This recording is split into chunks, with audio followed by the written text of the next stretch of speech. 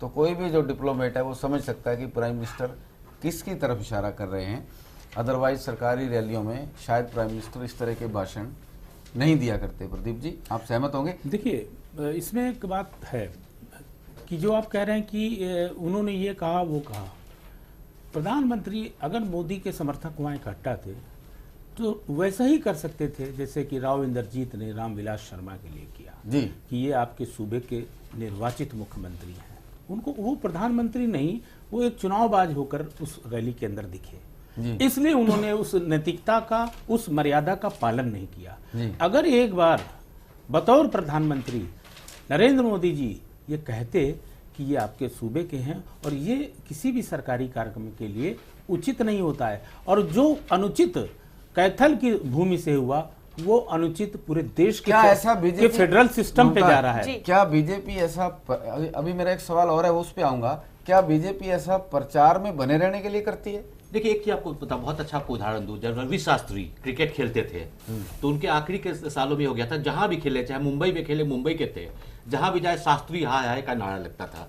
तो वो नारा लोगों को देने में मजा आता था क्योंकि वो तंग हो जाते थे। मुझे लगता है वही शुरू हो गया है, क्योंकि ये चीज जहां भी जाते हैं मोदी जिंदाबाद, और जो भी मुख्यमंत्री है मुर्दाबाद मुर्दाबाद के नारे, ये सिर्फ कैथल में नहीं हुआ, ये झारखंड में भी हुआ है, ये महाराष्ट्र में हुआ है, जहां जा रहे हैं सब महाराष्ट्र में होने नहीं दिया। नहीं, उसके पहले एक और महाराष्ट्र ने होने नहीं दिया। आज में नहीं, ये पहले गए थे वो। नहीं, अजय जी जो इसमें असली सवाल है उसको मराठा में कांग्रेस की ब्योंत बहुत है। नहीं, वैसे भी हम लोग को एक असली सवाल खोजना चाहिए। क्या हो गया कि लोगों को एक आदत बन गई है। आदत नहीं है कि ये जो फेडरल सिस्टम पर ये सवाल आता है, लेकिन इस पर हमें, हमारा मुद्दा केंद्रित होना चाहिए संघ और केंद्र और राज्य के रिश्तों पर ये सवाल आ रहा है कि मुख्यमंत्री आ रहा है और उन्होंने कहा ठीक है आप फीता काटो, चलते बनो, रैली करो अलग, क्योंकि वो रैली पॉलिटिकल होती जा रही है, वो सरकारी हो नहीं पा रही, चूंकि नरेंद्र मोदी चुनावी राज्यों में जा रहे हैं और वहां पर वो चूंकि उनकी आदत का एक हिस्सा है, वो चुनावबाज मैं उनको कहता हूं, और इसीलिए वो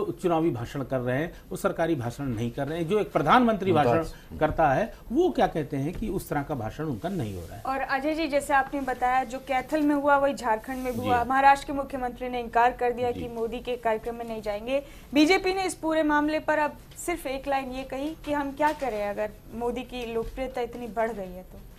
देखो, इसके लिए अब देखना पड़ेगा सच्ची में कि इस तरह के कार्यक्रम जो होते हैं उसको पॉलिटिकल कार्यक्रम ना बनाया जाए। मोदी के पास बहुत सारे अफसर होंगे, बहुत उनके पास, वो बीजेपी के पास सरकारी हवाई जहाज से नहीं जाएंगे, बीजेपी के पैसे से हवाई जहाज चार्टर किया जाएगा, जहां जाए वो रैली कर सकते हैं। सरकारी कार्यक्रमों को वो पब्लिक रैली में कन्वर्ट ना करे तो ज्यादा बेहतर है, वरना इसके दूरगामी परिणाम बहुत खराब होंगे। और क्या इतनी सख्ती सबको करनी चाहिए जैसे झारखंड में झारखंड मुक्ति मोर्चा ने की? या तो बीजेपी देश से माफी मांगे, प्रधानमंत्री देश से माफी मांगे, नहीं तो उनके कैबिनेट के किसी भी मंत्री को झारखंड में नहीं घुसने दिया जाएगा। वो कौन रोक सकता है? वो कहने के लिए उनकी बातें हैं, कौन रोक सकता है किसको कहीं जाने में? लेकिन जैसे मोदी की लोकप्रियता जाहिर हो रही है वैसे उनकी सख्ती भी जाहिर हो रही है। उनकी सख्ती नहीं, उनकी वहां पर झारखंड अलग, चलो अलग मामला है, झारखंड में उनकी हालत बहुत खास्ता है, इसलिए वो ऐसी बातें। चलिए झारखंड पे चलेंगे जी। एक सवाल जो मैंने बीच में छोड़ दिया था, दीपेंद्र अपने मुख्यमंत्री पिता की बेइज्जती सहन नहीं कर पाए, ब्रेक है जी। दीपेंद्र के पूरे मसले पर हम ब्रेक से लौटने के बाद चर्चा करेंगे। जाहिर है तमाम अहम चर्चाएं जारी हैं, सूबे की भी और देश की भी, लेकिन एक छोटा सा ब्रेक लेना जरूरी है। जल्द लौटेंगे अपनी इस खास पेशकश के साथ।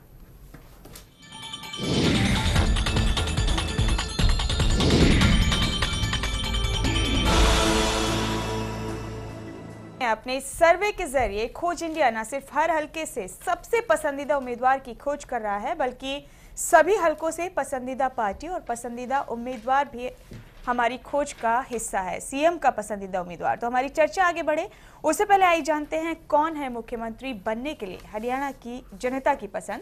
लेकिन ये पसंद अभी 30 विधानसभा क्षेत्रों के हिसाब से है। जैसे जैसे हमारे सर्वे में विधानसभा सीटें शामिल होती जाएंगी वैसे वैसे हर बार इस प्रोग्राम की कड़ी में ये विधानसभा क्षेत्र बढ़ते जाएंगे।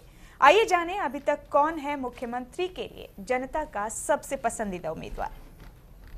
कौन होगा हरियाणा का सरताज? किसे चाहती है सूबे की जनता? खोज इंडिया के सर्वे में सीएम उम्मीदवार का रिपोर्ट कार्ड। खोज इंडिया हरियाणा स्पेशल अब तक 30 सीटों का सर्वे कर चुका है और जनता से उसके पसंदीदा मुख्यमंत्री के दावेदार के बारे में राय ले चुका है। अब तक के नतीजों के हिसाब से सीएम उम्मीदवार के रिपोर्ट कार्ड पर नजर डाली जाए तो हमारे सर्वे के अनुसार मौजूदा सीएम भूपेंद्र सिंह हुड्डा और ओम प्रकाश चौटाला के बीच कांटे की टक्कर चल रही है। 30 सीटों की बात करें तो चौटाला सीएम से आगे हैं। ओम प्रकाश चौटाला 12,54,991 वोटों के साथ पहले स्थान पर बरकरार है,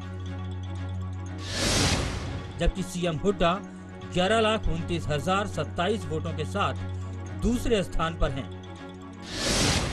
इसके बाद बात करें राव इंद्रजीत की तो वो 3,85,540 वोटों के साथ अभी भी तीसरे नंबर पर अटके हुए हैं और 2,81,067 वोटों के साथ कुलदीप बिश्नोई चौथे नंबर पर बने हुए हैं।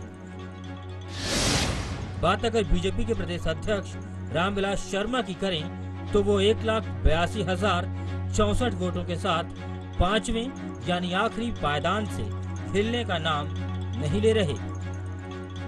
खोज इंडिया सर्वे रिपोर्ट। तो हमारे सर्वे किए गए 30 हलकों के हिसाब से ये थी जनता की पसंद मुख्यमंत्री के उम्मीदवार के लिए। आइए आपको दिखाते हैं कि 2009 के विधानसभा चुनाव में और 2014 के लोकसभा चुनाव में बाढ़ड़ा हलके ने क्या दिया था किस उम्मीदवार को और किस पार्टी को। इन ग्राफिक्स के जरिए हम आपको दिखाएंगे कि 2009 में कांग्रेस को मिले थे बाढ़ड़ा से 31.97% वोट, इनेलो को 32.65%, हजका को 23.78% वोट। 2009 के आंकड़े जो हम आपको दिखा रहे हैं इस वक्त, तुलना करेंगे 2014 से भी। इसके अलावा बीजेपी को 2009 में बाढ़ना में मिले थे 4.36%, बसपा को 4.55% और बाकी के खाते में गई थी महज 2.70% वोट। और ये है 2014 के लोकसभा के नतीजे। बाढ़ड़ा हलके में कांग्रेस ने लिए यहां पर 30.96% वोट, इनेलो ने 37.97%, भाजपा ने 24.92% और अन्य के खाते में गई 6.15% वोट। तो ये थी तुलना 2009 के विधानसभा और 2014 के लोकसभा चुनाव के नतीजों की। विनोद जी, आपका रुख करेंगे यहाँ पर। अगर दूसरे राउंड के नतीजे हैं तो आप अनाउंस करें, नहीं तो अपनी नहीं, मेरे पास दूसरा राउंड आए हुए काफ़ी समय हो गया है और तीसरा राउंड भी आने वाला है जी। और मैं ये भी याद करा दूं कि मेरी चर्चा ये चल रही थी कि दीपेंद्र ने अपने मुख्यमंत्री पिता की बेइज्जती का जवाब पानीपत में देने की बात कही, लेकिन ऐसी ही बेइज्जती अमित शाह इंडियन नेशनल लोकदल की महेंद्रगढ़ में करके गए। बोला लोकदल की सरकार आती है तो गुंडागर्दी की सरकार होती है। दीपेंद्र तो बोले, अभय क्यों नहीं बोले, इस पे भी चर्चा करेंगे क्योंकि बेइज्जती तो उनकी पार्टी की भी हुई है। केवल अशोक अरोड़ा बोले, अभय चौटाला ने अमित शाह के इन तीरों का जवाब क्यों नहीं दिया। क्या चौटाला बंधु नतीजों का इंतजार कर रहे हैं कि कुछ भी हो सकता है, इसी बीजेपी के साथ दोबारा ब्याह भी करना पड़ सकता है। इस ब्याह पे भी चर्चा करेंगे। फिलहाल मेरे पास दूसरा राउंड, कर्नल रघुवीर सिंह चिल्लर INLD 36, Ranveer Mahindra 17। Vote value के हिसाब से चिल्लर साहब 9,648 और रणवीर महिंद्रा 17, 4,556। जगदीप सांगवान INC 2, रण सिंह मान इस बार कम है 6, 1,608 और Sukhwinder Mandi BJP 18, Mandi BJP 18, 4,824। Master Chandrapal BJP 4, 1,072 और Karamveer sarpanch BJP 3, 804। Doctor Dharmendra Dhillon BJP 1, 268। Nipendra Mandi BJP 2, 536। Munshi Ram Jangra Haryana Janhit Congress 0, Devendra Arya Nagar Haryana Janhit Congress 4, Virendra Gopal वास 0, उमेद पातुवास 7, 876 और अदर्स 0। 2 राउंड, तीसरे का इंतजार। प्रदीप जी, दीपेंद्र तो बोले, अभय चौटाला नहीं बोले। देखिए विनोद जी कि अभी एक अंदरूनी बात है कि प्रकाश सिंह बादल के जरिए ओम प्रकाश चौटाला को बाहर लाने के प्रयास हो रहे हैं, चल रहे हैं। अब ये सवाल उठता है कि क्या जुडिशरी को में ये मामला है उसको प्रभावित किया जा सकता है? अब तो डिसीजन रिजर्व हो गया, अब क्या? मतलब ये भी एक सवाल उठेगा ना कि जब आप ये एक राजनीतिक जुमला उछालते हैं जी जी कि ये प्रयास है, कोई कहीं बैठे तो है नहीं, उनको किडनैप तो कर लिया नहीं गया जो कि सुपारी की कीमत दे के चुरा लेंगे, वो न्यायपालिका के आदेश के तहत जेल में है और उनका फैसला रिजर्व कर लिया गया है। तो ये और ये कहना आपका कहने का मतलब है कि केंद्र में बीजेपी की सरकार है, इंडियन नेशनल लोकदल इस वजह से उनके प्रति अग्रेसिव नहीं होना चाह रहा। यहाँ तक सिर्फ कि ये अगर परवान चढ़ती है तो आईएनएलडी जानती है कि ओम प्रकाश चौटाला के बाहर होने का अर्थ क्या है, उनके बाहर होने के बाद हरियाणा की राजनीति का समीकरण किस तरह से बदल सकता है।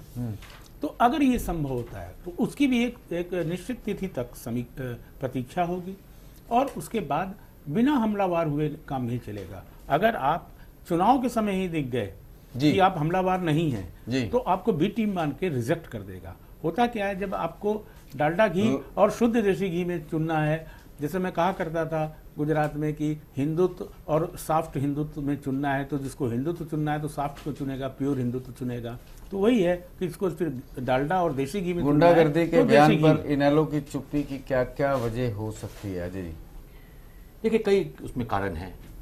एक तो जब जैसे आपने कहा कि भविष्य के गर्भ में क्या है किसी को नहीं पता, अगर हंग असेंबली हो जाती है उसी से हाथ मिलाना पड़ा बीजेपी इन लोग को, क्योंकि इन लोग के नेताओं ने साफ कहा चुनाव के पूर्व हमारा गठबंधन नहीं होगा, ये नहीं कहा कि चुनाव के बाद हमारा गठबंधन नहीं होगा। हाँ, दुष्यंत ने कहा कि प्री पोल अलायंस को उन्होंने मना किया था, यानी उस पॉसिबिलिटी को वो खत्म नहीं कर रहे हैं।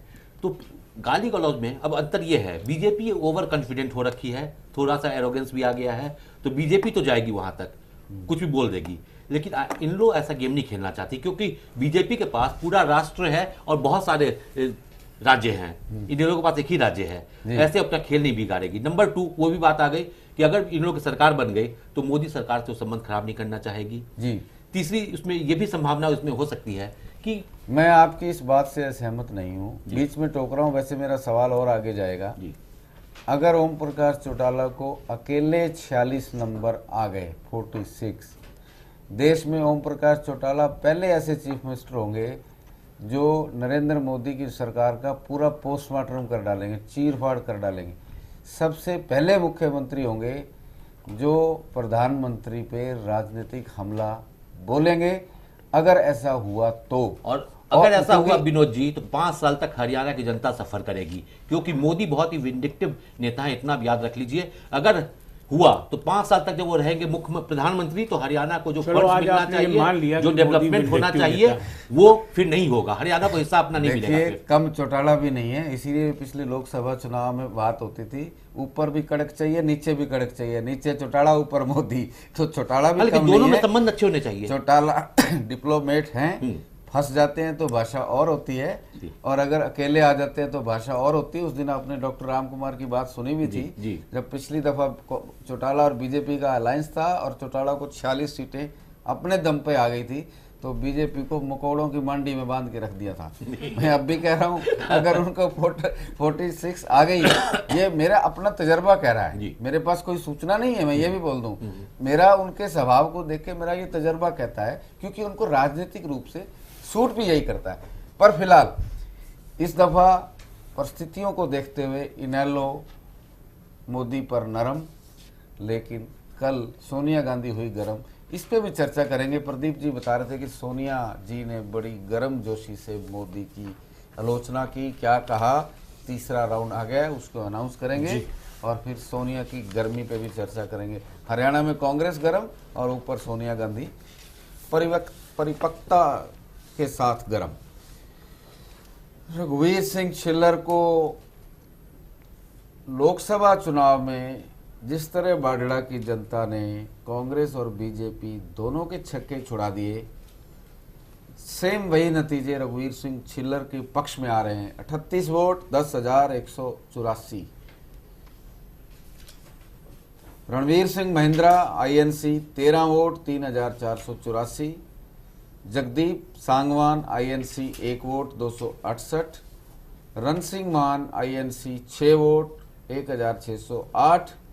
सुखविंदर मांडी बीजेपी 25 वोट। बीजेपी को बाढ़ा में एक राउंड में 25 वोट आ गए 6700।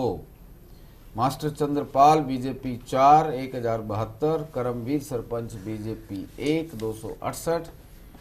डॉक्टर धर्मेंद्र ढिल्लो, नाम कैसे आ गया, वोट नहीं आ रहे हैं, 1 वोट 268।